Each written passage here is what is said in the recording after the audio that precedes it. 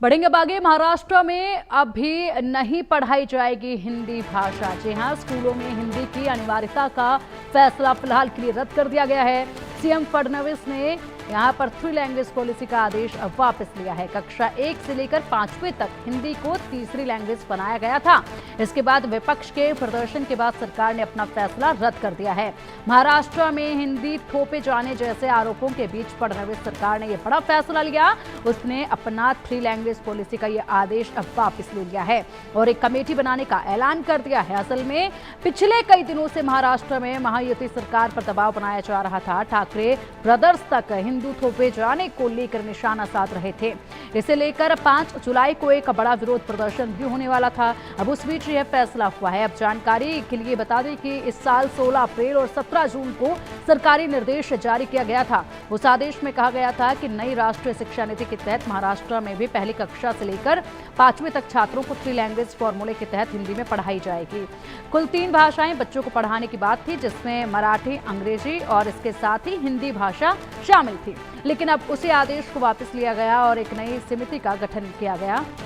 फिलहाल देखना होगा कि ये नई समिति का जो गठन किया गया है इसमें क्या कार्रवाई होगी, क्या कार्य होगा। और ये फैसला जो वापस लिया गया है, जिस पर लगातार यहाँ पर फडणवीस सरकार अडिग थी, उसके बाद अचानक फैसला वापस लेना। मुख्यमंत्री देवेंद्र फडणवीस ने स्कूलों में 3 भाषा फॉर्मूले के संबंध में सिफारिशें पेश करने के लिए डॉक्टर नरेंद्र यादव की अध्यक्षता में ये समिति के गठन की घोषणा की। अब इस समिति की जो भी रिपोर्ट आएगी उसके आधार पर ही नई नीति को लागू किया जाएगा, ये बताया जा रहा है। महाराष्ट्र के मुख्यमंत्री थे, उन्होंने डॉक्टर माशेलकर जी की कमेटी तैयार की थी। उस कमेटी ने रिपोर्ट देकर पहले क्लास से मराठी के साथ साथ हिंदी और अंग्रेजी अनिवार्य की जाए, कंपलसरी की जाए, इस प्रकार का रिपोर्ट दिया।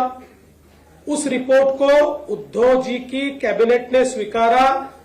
कैबिनेट के निर्णय के मिनट्स ऑफ द मीटिंग पर श्रीमान उद्धव ठाकरे जी, इनकी सिग्नेचर है और अब उस पर वो राजनीति कर रहे हैं। हमने ये बार बार बताया कि मराठी अनिवार्य है और कोई भी भारतीय भाषा आप सीख सकते हो, किंतु इनका विरोध हिंदी को है, इनका विरोध हिंदी भाषा को है, भारतीय भाषा को विरोध है और अंग्रेजी के लिए रेड कारपेट है। इनको अंग्रेजी चलती है लेकिन हिंदी नहीं चलती। वहीं सरकार के फैसले पर उप मुख्यमंत्री एकनाथ शिंदे ने विपक्ष को घेरा। उन्होंने कहा कि जब वे सत्ता में थे तो उनकी राय अलग थी और अब जब वे सत्ता में नहीं हैं तो वे अलग तरह से प्रतिक्रियाएं दे रहे हैं। इसके बारे में मुझे ये कहना है कि जो लोग आज आरोप कर रहे हैं, वो जब मुख्यमंत्री थे तब डॉक्टर माशेलकर जी का जो अहवाल था त्रिभाषा सूत्र का, उसमें मराठी, इंग्लिश और हिंदी अनिवार्य की गई थी और वो मुख्यमंत्री जब थे तब उन्होंने उसको स्वीकृत किया था, उसको मंजूर भी किया था। और दुर्भाग्यपूर्ण बात यह है कि सरकार में रहते हुए एक भूमिका निभाते हैं, सरकार के बाहर जब रहते तब दूसरी भूमिका निभाते हैं और ये दुर्भाग्यपूर्ण बात है। लेकिन ये दोगली राजनीति हमारी सरकार, महायुति सरकार ने कभी की नहीं, कभी करेगी नहीं। महाराष्ट्र सरकार ने 3 भाषा नीति पर JR वापस ले लिया है। इस पर उद्धव ठाकरे ने कहा कि मुख्यमंत्री मराठी के खिलाफ हैं, सरकार को भाषा छोड़कर अन्य महत्वपूर्ण मुद्दों पर चर्चा करनी चाहिए। मुझे बताइए कि मुख्यमंत्री मराठी भाषा की विरोधी क्यों है? मुख्यमंत्री मराठी भाषा की विरोधी है, ये मेरा आरोप है। जाओ उनको बताओ, इतनी जोर जबरदस्ती करने की आवश्यकता क्यों? अब बाकी सारे विषय हैं, अपने यहाँ काश्तकार आत्महत्या कर रहे हैं, बाकी रोज ही विषय, कल से अधिवेशन शुरू होने जा रहे हैं, सत्र शुरू होने जा रहा है, तो बाकी के विषय उस पर बात करो ना। आप मराठी के पीछे क्यों पड़े? मराठी के बारे में आपके मन में इतना जहर क्यों है?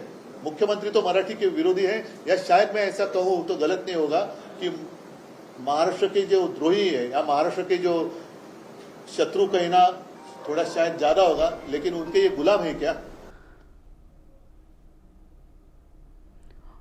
और वहीं इसी बीच आज शरद पवार से मिलेंगे उद्धव ठाकरे। दोपहर 3 बजे शरद पवार और उद्धव के बीच में मुलाकात होगी। मराठी हिंदी भाषा के मुद्दे पर रैली को लेकर चर्चा होगी, जिसका यहां पर पहले ही ऐलान कर दिया गया था। तैयारियां इस रैली को लेकर की जा रही थी, लेकिन अब सरकार ने यह फैसला वापस ले लिया है, तो उसके बाद आज इस पर चर्चा जो है वो की जाएगी। अधिक जानकारी के लिए हमारे सहयोगी शाहिद अंसारी का रुख करेंगे। शाहिद, अचानक से इतना बड़ा फैसला वापस लिया गया, ये वो फैसला जिस पर लगातार घमासान मचा हुआ था और इसी के साथ रैली का भी आगाज जो है वो किया जाना था, लेकिन अब एक समिति का गठन कर दिया गया है।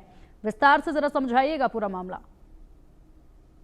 देखिए पिंकी, जिस तरह से जो कल सरकार ने जो है, देवेंद्र फडणवीस सरकार ने जो है हिंदी भाषा को लेकर जो है अपना बैकफुट पर होते नजर आई है, लेकिन वहीं उसके साथ साथ उन्होंने ये भी कहा है कि इसके लिए एक डॉक्टर नरेंद्र जाधव है, उनकी अध्यक्षता में एक कमेटी बनाई जाएगी।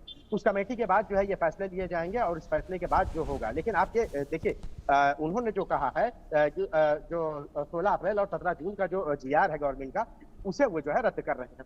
ये बात तो उन्होंने क्लियर कर दी है कि अब तक जो है मराठी भाषा को लेकर जो अनिवार्य किया गया है वो रद्द किया जा रहा है, लेकिन ये भी आपको मैं बता दूं कि ये पूरी तरह से खत्म नहीं किया गया। सियासत यहाँ से भी खेली जा सकती है, क्योंकि जिस तरह से जिस कमेटी का गठन किया गया है, उस कमेटी का गठन और उसकी जब रिपोर्ट आएगी तो संभव है कि फिर वही चीज अपनाई जाए जिसको लेकर अभी ये रद्द किया गया है। अब देखिए, रद्द किए जाने के पीछे की भी राजनीति जो है वो भी बहुत दिलचस्प है। दो तीन चीजें हैं जो समझना बेहद जरूरी है। देखिए, उद्धव ठाकरे और राज ठाकरे ब्रदर्स जो अपने मुंबई में खुद का जो है वर्चस्व होने का दावा करते हैं, वो अलग बात है कि सत्ता में वो नहीं।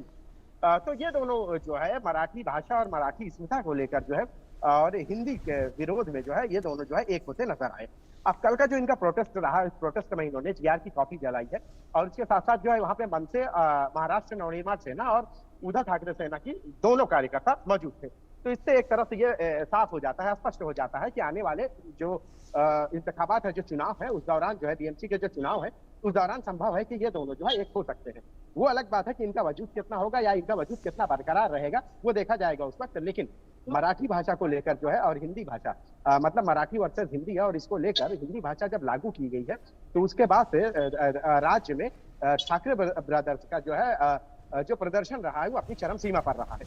कल के प्रदर्शन के दौरान जो है ठाकरे ब्रदर्स ने जब ये जलाया तो उसके बाद 5 तारीख को जो है 5 जुलाई को इसको लेकर जो है बड़े पैमाने पर जो है प्रदर्शन करने की बात कही। लेकिन अब ये जानकारी सामने आ रही है कि चूंकि सरकार जब झुक गई है तो शायद हो सकता है कि अब प्रदर्शन की जरूरत ना हो। और आज जो है इसी सिलसिले में जो है शरद पवार से उद्धव ठाकरे मुलाकात करेंगे।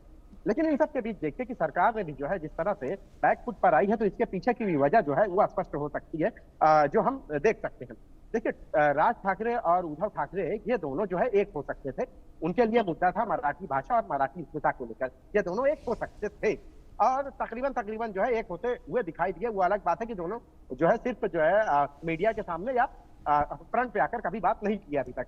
और कल का जो प्रोटेस्ट रहा है उसमें महाराष्ट्र नवनिर्माण सेना के लीडरान और उद्धव ठाकरे और उनके जो लीडरान है वो भी जो है उसमें शामिल रहे। अब सरकार ने जो है इस पर जो है एक तरह से जब बैक फुट पर आई है तो ये भी संभव है कि सरकार ने इनके लिए अब मुद्दा ही नहीं छोड़ा। अब दूसरा ये कि अब इनके लिए एक होने के लिए और क्या वजह हो सकती है। अब कोई और वजह नहीं है, और कोई वजह जो भी है वो सियासी वजह है और उसमें जो है उसको लेकर एक होने की बात किसी भी सूरत से जो है नजर नहीं आती।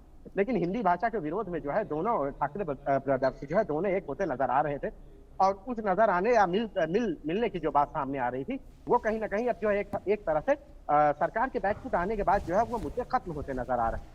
अब देखिए कि आने वाले समय में BMC चुनाव है और चुनाव के मध्य हालांकि इसको लेकर विरोध जो है सब तरफ चालू, हर तरफ जो है चालू था, और हिंदी भाषा अनिवार्य किए जाने को लेकर भी जो है विरोध जो है अपनी चरम सीमा पर था। और विरोध जो सिर्फ हिंदी भाषा को लेकर नहीं था बल्कि हिंदी वर्सेस मराठी हो गया था। और इस दौरान जो है जिस तरह से उद्धव ठाकरे और राज ठाकरे एक होते नजर आए, तो इसके बाद आप देखिए कि अब सरकार जो है बैकफुट पर आ गई है, तो अब इनके पास मुद्दे क्या रह गए हैं, ये अहम सवाल है। जी पिंकी। बिल्कुल आप सही कह रहे हैं शायद। और ऐसे में यहाँ पर जाहिर सी बात है जो एक ये बड़ा फैसला लिया गया उसके बाद उस फैसले से पीछे कदम खींचा गया, यानी कि कहीं ना कहीं ये एक राजनीतिक तौर पर एक कदम जो है वो पीछे खींचा गया है, ताकि हालात जो है आने वाले वक्त में जब बदलेंगे तो उसके बाद जरूर यहाँ पर जो समिति का गठन किया है वो एक रहा है, यानी कि आगे आने वाले वक्त में एक बार फिर से ये फैसला जो है वो आ सकता है। लेकिन फिलहाल हालातों को देखते हुए ये कदम पीछे खींचे गए हैं। समिति को लेकर क्या कुछ कहेंगे, क्या कुछ उसकी पूरी प्रक्रिया रहने वाली है, कौन कौन उसमें शामिल होने वाले हैं, कब तक उसके ऊपर काम जो है वो शुरू हो जाएगा, इसको लेकर क्या कुछ जानकारियां सामने आ रही हैं? देखिए, डॉक्टर नरेंद्र जाधव जो है वो खुद जो है एक लीडर भी हैं और उसके साथ साथ जो है एजुकेशन की फील्ड में उनके बहुत सारे कारनामे, बेहतर कारनामे हैं। और इससे पहले भी कई मामलों में जो है उनका सहारा लिया गया, उनका सपोर्ट लिया गया है। तो जो कमेटी का गठन होगा उसमें हर क्षेत्र से कई लोग रहेंगे, सिर्फ यही नहीं कि डॉक्टर नरेंद्र जाधव रहेंगे, बल्कि उनकी अध्यक्षता में हर क्षेत्र से जो है हिंदी क्षेत्र से, मराठी क्षेत्र से, दूसरे क्षेत्रों से, एजुकेशन और इसके साथ साथ जो है सियासी कई जो है क्षेत्र से लोगों को लिया जाएगा। उसके बाद ये टीम बनेगी। इस टीम के बाद जो है इस टीम की रिपोर्ट होगी और वो रिपोर्ट जो है गवर्नमेंट को सबमिट की जाएगी। जैसा कि मैंने आपको पहले भी बताया है कि हिंदी भाषा पर जो है, हिंदी भाषा अनिवार्य को लेकर सरकार बैक फुट पर तो आ गई है, लेकिन अभी भी एक चीज उसमें जो है आप देख लीजिए, इसमें ये स्पष्ट नहीं है कि अब ये खत्म हो गया मामला।